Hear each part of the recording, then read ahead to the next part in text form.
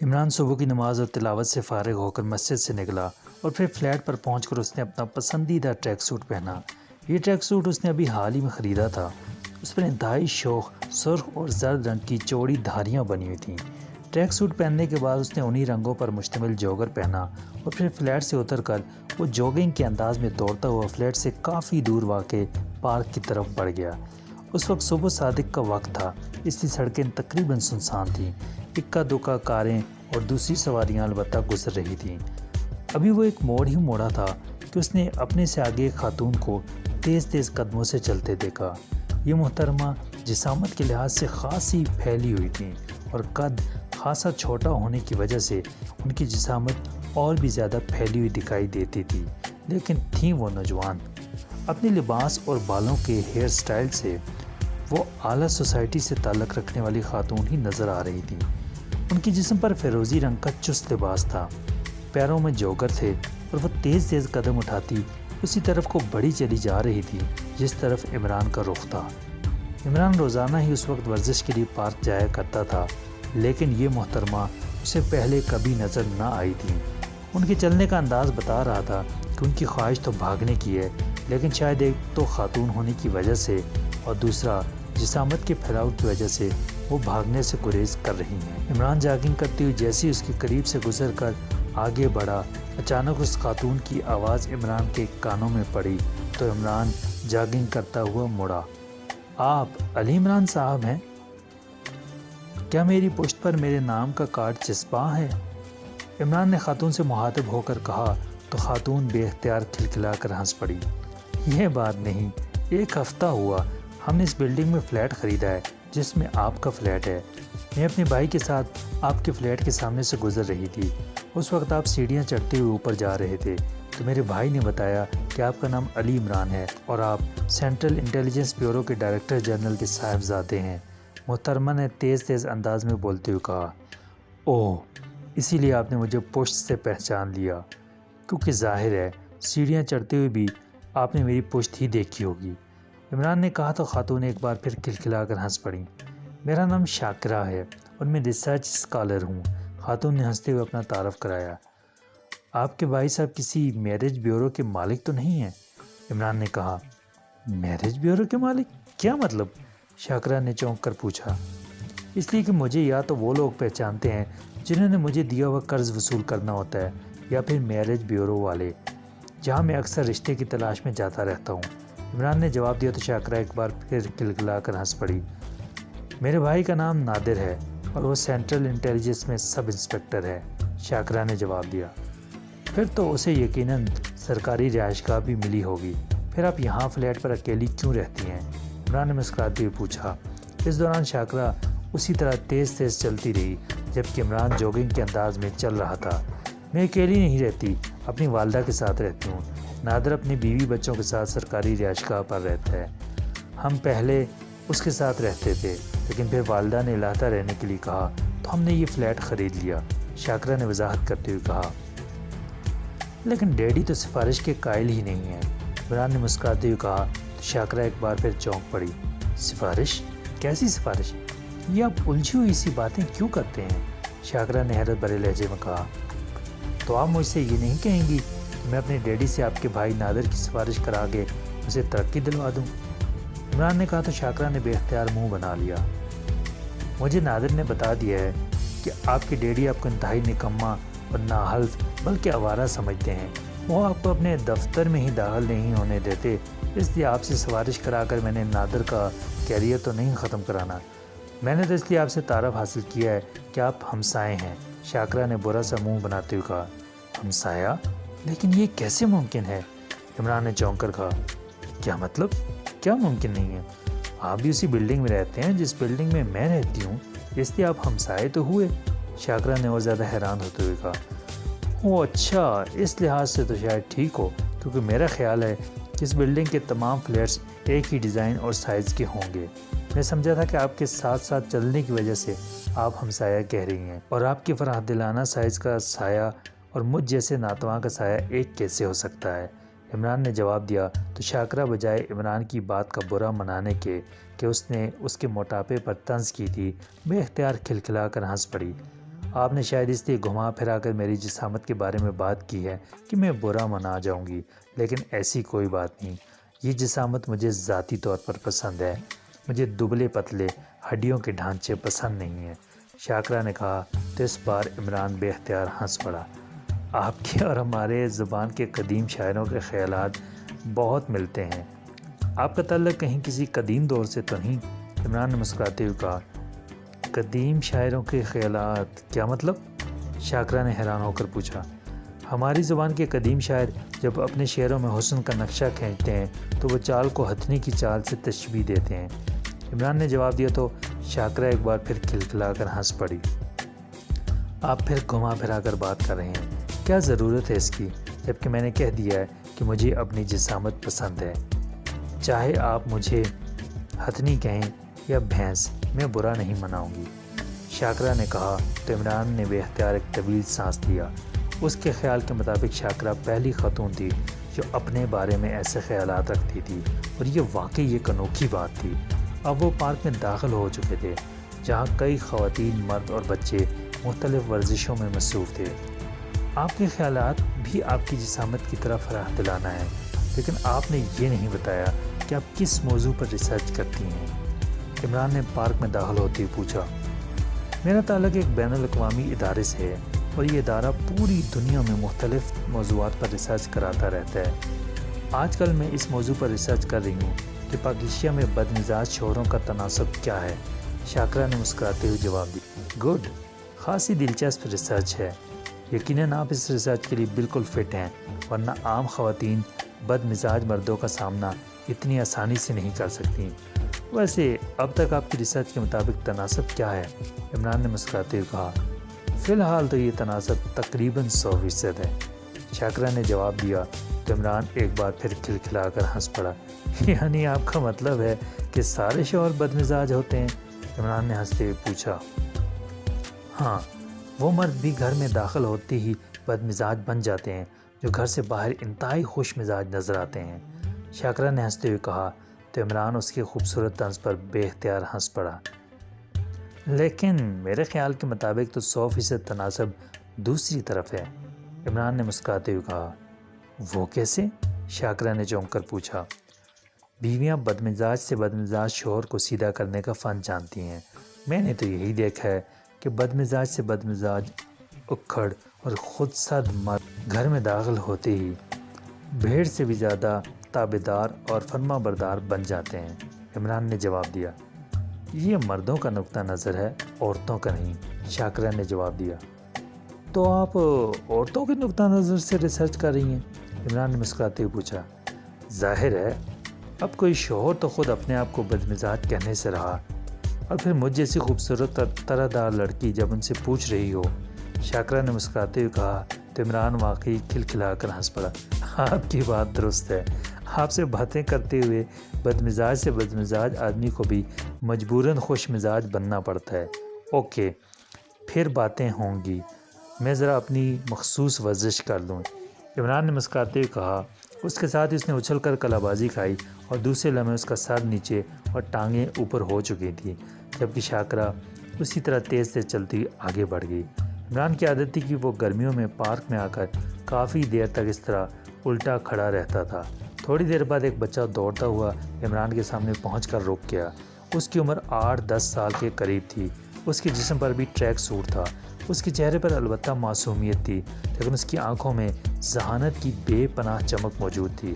وہ عمران کے سامنے کھڑا ہو کر بڑے غور سے عمران کو دیکھنے لگا۔ انکل، آپ زیبرا ہیں یا انسان؟ اچانک بچے نے عمران سے مخاطب ہو کر کہا۔ تو کیا زیبرے بھی آپ کے انکل ہوتے ہیں؟ عمران نے مسکراتے ہوئے کہا۔ ہمارے ڈیڈی تو یہی کہتے ہیں کہ اپنے سے بڑے کو انکل کہا جاتا ہے، اب چاہے وہ زیبرا ہو یا انسان، لڑکے نے جواب دیا تو عمران اس کی معصومیت پر بے اختیار ہنس پڑا۔ اچھا، آپ بتائیں کیا آپ مجھے کیا سمجھ رہے ہیں؟ عمران نے ہنستے ہوئے کہا۔ میرا خیال ہے کہ آپ انکل زیبرے ہیں، لڑکے نے اسی طرح معصومیت بھرے لہجے میں جواب دیتے ہوئے کہا۔ آپ نے کیسے سمجھ لیا کہ میں زیبرا ہوں؟ کیا میری دم ہے؟ عمران نے لطف لیتے ہوئے کہا۔ انکل، ہو سکتا ہے آپ بغیر دم کے زیبرے ہوں، اگر گدھے کے سر سے سینگ غائب ہو سکتے ہیں تو آپ کی دم بھی غائب ہو سکتی ہے۔ بچے نے اسی طرح معصوم لہجے میں کہا تو عمران بے اختیار ہنس پڑا۔ تم نے تو مجھے بھی لاجواب کر دیا ماسٹر، واقعی بات تو تمہاری ٹھیک ہے۔ اب تو مجھے بھی شک ہونے لگ گیا ہے کہ کہیں میں واقعی بغیر دم کے زیبرا تو نہیں ہوں۔ عمران نے ہنستے ہوئے کہا، انکل اگر آپ انسان ہیں تو پھر آپ الٹے کیوں کھڑے ہیں؟ اس لڑکے نے چند لمحے خاموش رہنے کے بعد کہا، آپ بتائیں کہ میں الٹا کیوں کھڑا ہوں؟ عمران اب بچے کی ذہانت سے پوری طرح لطف اندوز ہو رہا تھا۔ میرا خیال ہے انکل کہ آپ اپنا خالی دماغ بھر رہے ہیں، اس لیے الٹے کھڑے ہیں۔ بچے نے اسی معصومیت سے جواب دیا تو عمران بے اختیار قہقہہ مار کر ہنس پڑا۔ ماشاء اللہ، تم نے تو واقعی مجھے لاجواب کر دیا ہے۔ میں تو سمجھتا تھا کہ میں ہی لوگوں کو لاجواب کر سکتا ہوں، لیکن آج پتہ چلا کہ تم مجھ سے بھی 2 جوتے کیا 10 جوتے آگے ہو۔ عمران نے ہنستے ہوئے کہا۔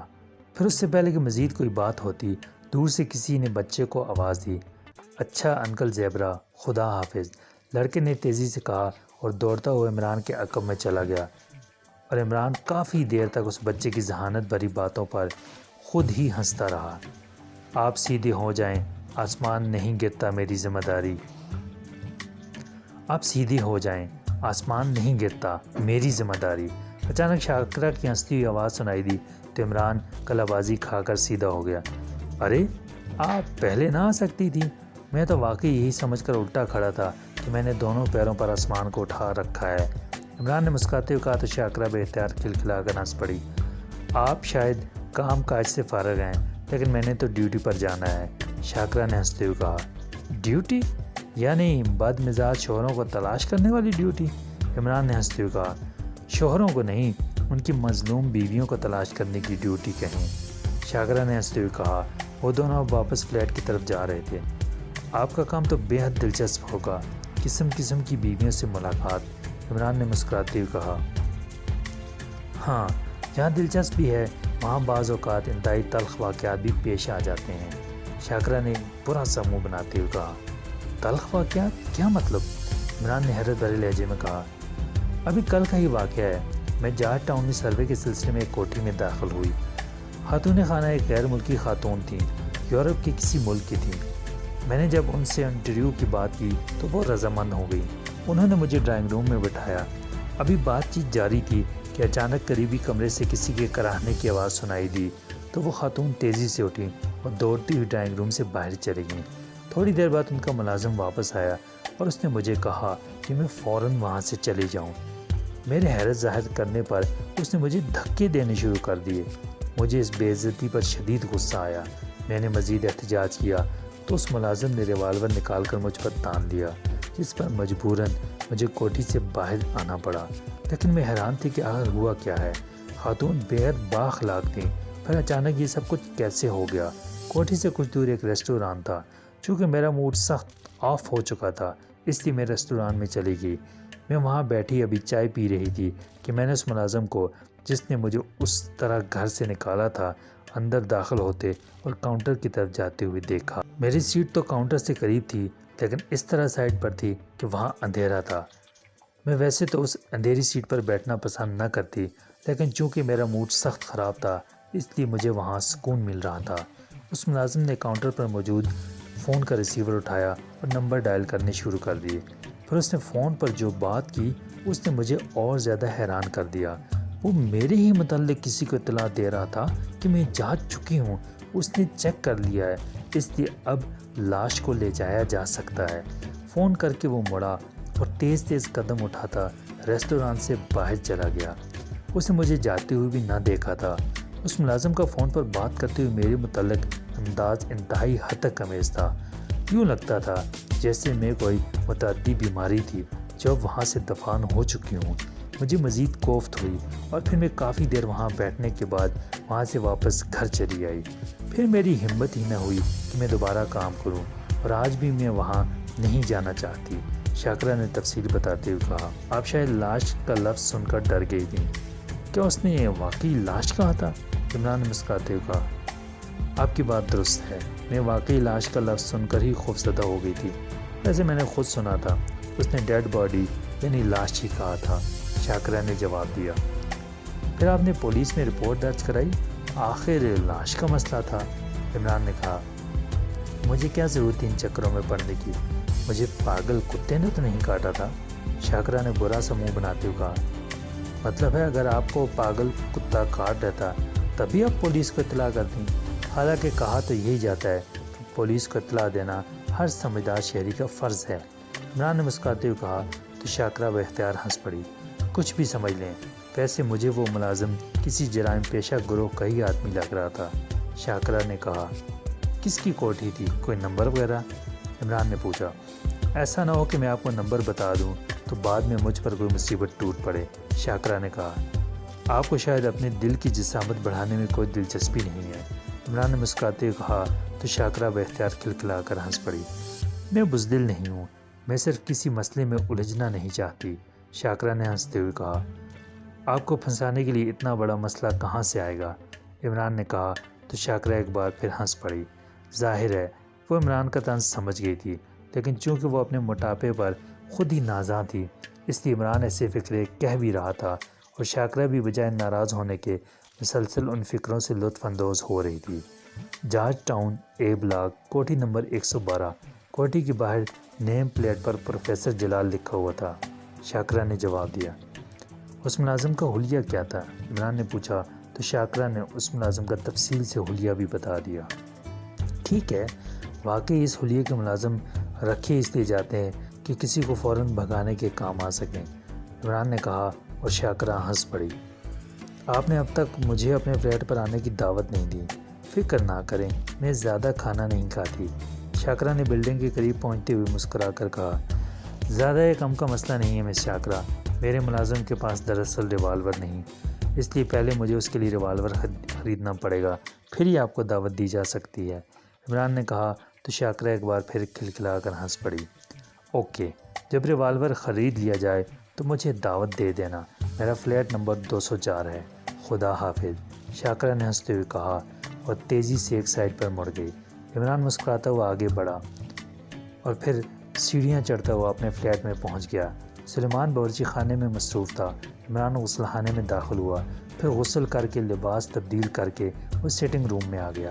اس نے فون کا ریسیور اٹھایا اور نمبر ڈائل کرنے شروع کر دیے۔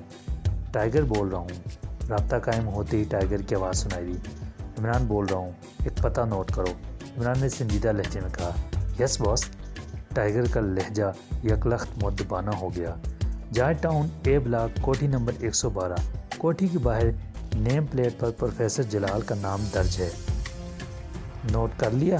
عمران نے اسی طرح سنجیدہ لہجے میں کہا۔ Yes boss, George town A block, کوٹھی نمبر 112، پروفیسر جلال، دوسری طرف سے ٹائیگر نے پتہ اور نام دہراتے ہوئے کہا۔ وہاں ایک ملازم ہے، اس کا حلیہ میں بتا دیتا ہوں، اسے اغوا کر کے رانا ہاؤس پہنچانا ہے، عمران نے کہا اور اس کے ساتھ ہی اس نے شاکرہ کا بتایا ہوا حلیہ تفصیل سے بتا دی۔ یس باس، ٹائیگر نے جواب دیتے ہوئے کہا۔ تم اسے رانا ہاؤس چھوڑ کر چلے جانا، البتہ جوزف کو کہہ دینا کہ وہ مجھے فون کرے، اور ہاں، اس ملازم کو اس انداز میں اغوا ہونا چاہیے کہ نہ ہی وہ ملازم تمہیں دیکھ سکے اور نہ کسی اور کو فوری طور پر اس کی عدم موجودگی کا احساس ہو سکے، عمران نے کہا۔ ٹھیک ہے باس، میں خیال رکھوں گا، ٹائیگر نے جواب دیا اور عمران نے ریسیور رکھ دیا۔ سلیمان، جناب آغا سلیمان پاشا صاحب، یہ ناشتہ کیا رات تک تیار ہو جائے گا؟ عمران نے ریسیور رکھ کر اونچی آواز میں سلمان کو آواز دیتے ہوئے کہا۔ اگر رات تک کسی نے ناشتے کا سامان ادھار دے دیا تو ضرور تیار ہو جائے گا، باورچی خانے سے سلیمان کی آواز سنائی دی۔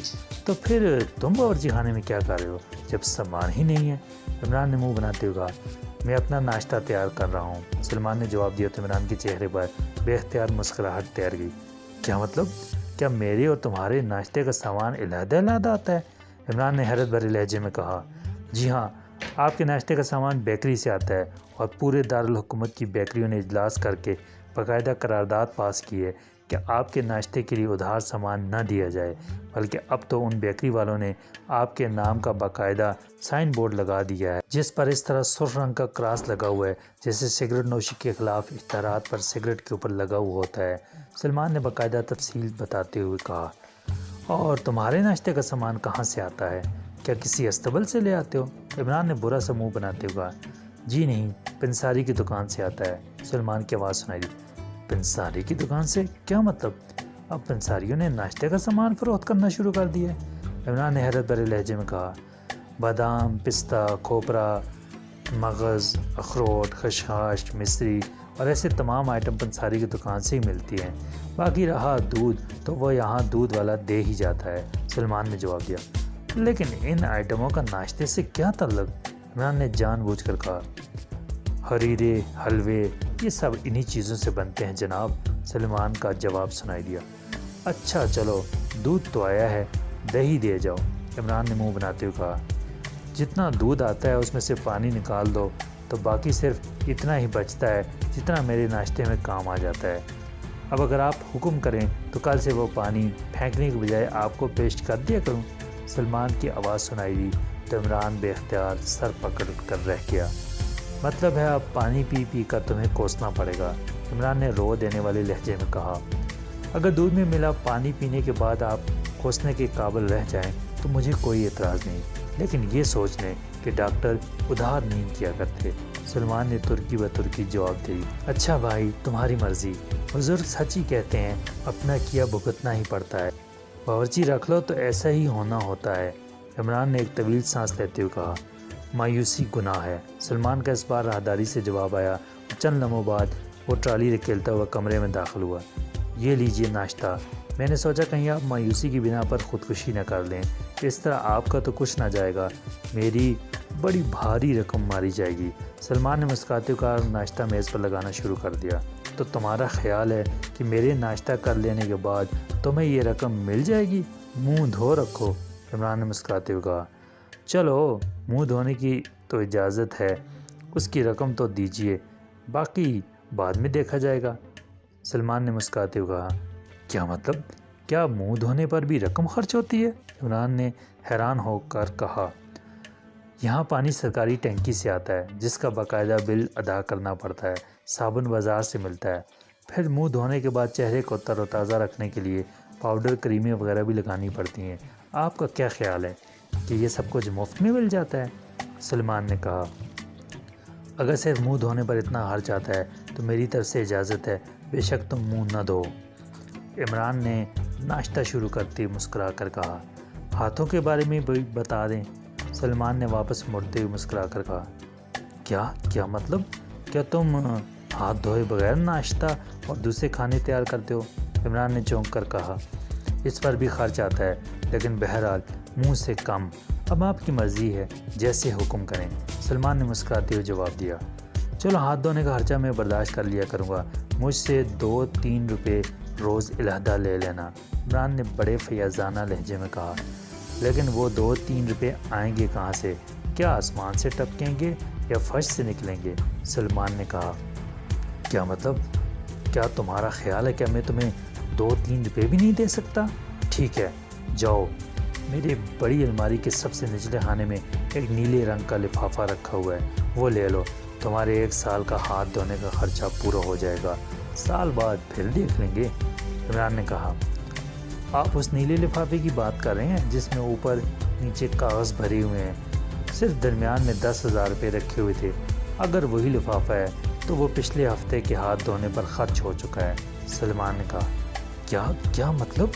کیا اب تم میری خاص الماری میں رکھی ہوئی چیزوں کی تلاشی بھی لیتے ہو؟ عمران نے انتہائی غصیلے لہجے میں کہا۔ مجھے کیا ضرورت ہے تلاشی لینے کی؟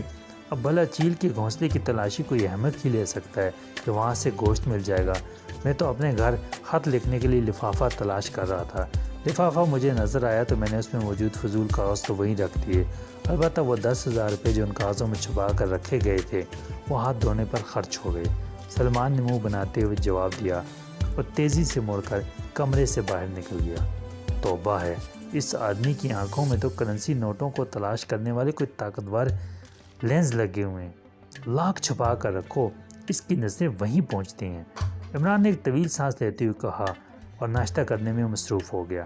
ناشتے سے فارغ ہو کر اس نے میز پر موجود اخباروں کا بنڈل اٹھایا اور اخبارات پڑھنے شروع کر دیے۔ ایک اخبار کے اندرونی صفحات پر موجود ایک سرخی پر اس کی نظریں جیسی پڑیں وہ بے اختیار چونک اٹھا، پھر اس نے تیزی سے اس خبر کو پڑھنا شروع کر دیا۔ اس خبر کے مطابق کرائمیا کی ریاست میں تقریباً 400 بحری میل کے فاصلے پر ایک ویران اور بے آباد جگہ پر کرائمیا کی عورتوں نے قبضہ کر کے اس کا نام لیڈیز آئی لینڈ رکھ دیا ہے۔ یہ عورتیں وہاں مستقل طور پر آباد ہو گئی ہیں انہوں نے حکومت ایکریمیا سے اس جزیرے کو خرید بھی لیا ہے۔ تفصیلات کے مطابق ایکریمیا سے بے شمار عورتیں وہاں پہنچ گئی ہیں اور وہاں باقاعدہ حکومت قائم کر لی ہے، جس کی سربراہ کوئی خاتون مادام روزی کو منتخب کیا گیا ہے۔ وہاں انتہائی شاندار کلب، ہوٹل، سیرگاہیں اور تفریح گاہیں بھی تیار کی گئی ہیں۔ اس کے ساتھ ہی وہاں پولیس اور فوج بھی تعینات کی گئی ہے۔ ایکریمیا کی فوج، پولیس اور کمانڈوز فورسز میں شامل خواتین کو رکھا گیا ہے اور انہیں انتہائی بھاری اور معقول معاوضے دے کر وہاں ہائر کیا گیا ہے۔ اس جزیرے میں چونکہ انتہائی قیمتی معدنیات دریافت ہو چکے ہیں، اس لیے ان معدنیات کو نکال کر صاف کرنے اور فروخت کرنے کا باقاعدہ کاروبار بھی شروع کر دیا گیا ہے۔ لیڈیز آئلینڈ کو ایکریمیا نے ایک علیحدہ مملکت کے طور پر بھی تسلیم کر لیا ہے اور اب اسے اقوام متحدہ کا باقاعدہ ممبر بنانے کی کوششیں جاری ہیں۔ اس جزیرے کے قانون کے مطابق وہاں کسی بھی صورت کوئی مرد داخل نہیں ہو سکتا۔ اگر کوئی ایسا کرنے کی کوشش کرے تو اسے فوراً گولی مار دی جاتی ہے۔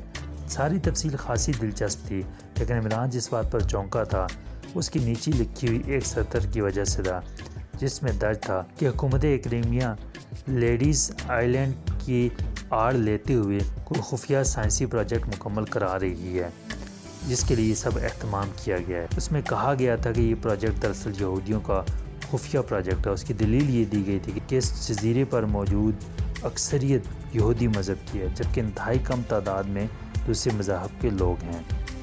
عمران نے اخبار رکھا اور ساتھ موجود کمرے کی طرف بڑھ گیا، جہاں اس نے ریڈی ریفرنس کے لیے ایک چھوٹی سی لائبریری بنا رکھی تھی۔ اس لائبریری میں دنیا بھر سے شائع ہونے والے رسائل اور کتابیں رکھی گئی تھیں۔ چونکہ یہ خبر ایک بین الاقوامی شہرت کے حامل رسالے کے حوالے سے شائع کی گئی تھی، اس لیے عمران نے لائبریری سے وہ رسالہ نکالا اور اسے لے کر دوبارہ سیٹنگ روم میں آ گیا۔ اس نے رسالے کو کھول کر پہلے تو اس کے صفحات پلٹ کر دیکھے، پھر اس میں درج اس ایکریمین دارالحکومت میں واقع آفس کا فون نمبر چیک کیا اور اس کے بعد اس نے ریسیور اٹھایا اور پہلے ایکریمیا کے رابطہ نمبر ڈائل کیے، پھر ایکریمیا کے دارالحکومت کا رابطہ نمبر ڈائل کرنے کے بعد اس نے رسالے کے آفس نمبر ڈائل کر دیے۔ یس، رابطہ قائم ہوتی ایک نسوانی آواز سنائی دی۔ میں پاکیشیا سے علی عمران بول رہا ہوں، اسسٹنٹ ایڈیٹر ڈان جانسن سے بات کرائیں۔ عمران نے انتہائی سنجیدہ لہجے میں کہا۔ یس سر، ہولڈ آن کریں، دوسری طرف سے کہا گیا۔ ہیلو، ڈان جانسن بول رہا ہوں۔ چند لمحوں بعد ایک بھاری مردانہ آواز سنائی دی۔ ابھی تک ڈان جانسن ہی ہو یا ڈان جان بن چکے ہو؟ عمران نے مسکراتے ہوئے کہا۔ کون بول رہا ہے؟ دوسری طرف سے چونک کر پوچھا گیا۔ تمہیں ٹیلی فون آپریٹر نے میرا نام نہیں بتایا؟ بڑا آسان سا نام ہے، علی عمران۔ عمران نے مسکراتے ہوئے کہا۔ اوہ تم اتنے طویل عرصے بعد کہاں سے ٹپک پڑے؟ میں تو سمجھا تھا تم اب تک کتابیں پڑھ کر اور لوگوں سے باتیں کر کے مرا چکے ہوگے۔ دوسری طرف سے بے اختیار ہنستے ہوئے کہا گیا۔ جو آدمی تم جیسے ڈیٹ صحافی کا کلاس فیلو رہا ہو، وہ کیسے اتنی آسانی سے مر سکتا ہے؟ عمران نے مسکراتے جواب دیا تو ڈان جانسن بے اختیار کھلکھلا کر ہنس پڑا۔ صحافی تو میں زبردستی بنا ہوں، ورنہ تم نے تو مجھے آرسن لوپن جیسا جاسوس بنانے میں کوئی کسر نہ چھوڑی تھی۔ بہرحال اب بولو، کیسے اتنے عرصے بعد مجھے فون کیا ہے؟ ضرور کوئی خاصی مطلب ہوگا۔ بہرحال بولو۔ اب یہ میری بدقسمتی ہے کہ میں تمہارا کلاس فیلو بھی رہا ہوں، اس لیے تم مجھ سے چھٹکارا نہیں حاصل کر سکتا۔ ڈان جانسن جب بولنے پر آیا تو بولتا ہی چلا گیا۔ میں نے سنا ہے تم نے لیڈیز آئلینڈ کے بارے میں اپنے رسالے میں کوئی مضمون شائع کیا ہے، حالانکہ تمہارا رسالہ باقاعدگی سے میرے پاس آتا ہے اور اس میں مجھے مجبوراً تمہارے لکھے ہوئے گھٹیا قسم کے تحقیقاتی مضامین بھی پڑھنے کو مل جاتے ہیں، لیکن بہرحال پڑھ لیتا ہوں کیونکہ تم میرے کلاس فیلو ہو۔ لیکن میرے پاس جو رسالہ موجود ہے اس میں وہ مضمون سرے سے ہے ہی نہیں۔ عمران نے مسکراتے ہوئے کہا۔ ہو بھی نہیں سکتا کیونکہ یہ مضمون مقامی ایڈیشن میں شائع ہوا ہے۔